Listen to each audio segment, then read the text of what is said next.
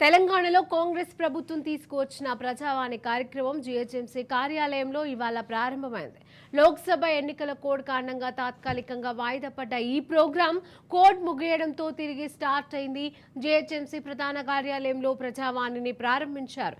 Incharge commissioner Amrapali 3.5 నెలల తర్వాత ప్రజావాణి కార్యక్రమాన్ని తిరిగి ప్రారంభించడంతో పెద్ద సంఖ్యలో అర్జీదారులు ప్రజాభవన్ కు చేరుకున్నారు.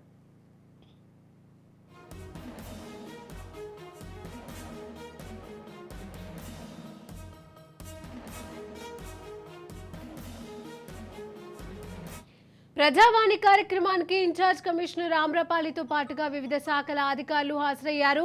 హెడ్ ఆఫీస్ తో పాటుగా 6 జోన్లుగా 30 సర్కిల్స్ కార్యాలయాల్లోనూ ఇవాల్టి నుంచి ప్రజావాణి కార్యక్రమం నడుస్తోందని తెలిపారు. ప్రజల నుంచి పలు ఫిర్యాదులను అందుకున్న కమిషనర్ జీహెచ్ఎంసీ అధికారులు భూ సమస్యలు, నీటి సమస్యలు, విద్యుత్ సంబంధిత సమస్యలు, డ్రైనేజీ, పారిశుద్ధ్యం సమస్యలపైన ఆర్జీలు ఎక్కువగా వస్తున్నట్లుగా తెలుస్తోంది.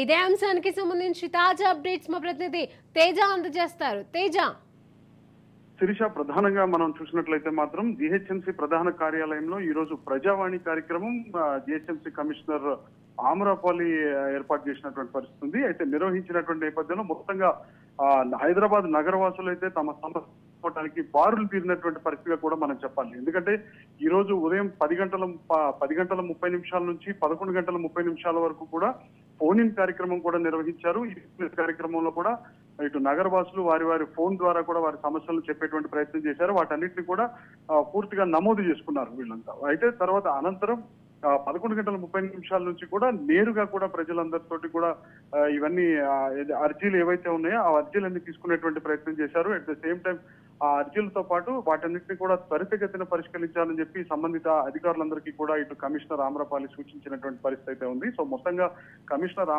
ఆమ్రపాలితో పాటు ఇటు జిహెచ్ఎంసీ మేయర్, డిప్యూటీ మేయర్ కూడా పాల్గొన్నటువంటి పరిస్థితి. జాయింట్ కమిషనర్లు, జోనల్ కమిషనర్లు కూడా ఈ కార్యక్రమంలో హాజరయ్యారు. సో మొత్తంగా చూస్తే మాత్రం చాలా రోజుల తర్వాత ప్రజావాణి కార్యక్రమం నిర్వహించినటువంటి నేపథ్యంలో నగరవాసులు అయితే వారి సమస్యలు చెప్పుకోవడానికి బారులు తీరారు. ప్రధానంగా చూస్తే మాత్రం పారిశుద్ధ్యానికి సంబంధించినటువంటి ఈ డ్రైనేజీ సమస్యలకు సంబంధించినటువంటి అంశాలతో ఎక్కువగా కూడా ఫిర్యాదులు వెల్లువెత్తింది అనేటువంటిదే మనం చెప్పాలి శిరీష.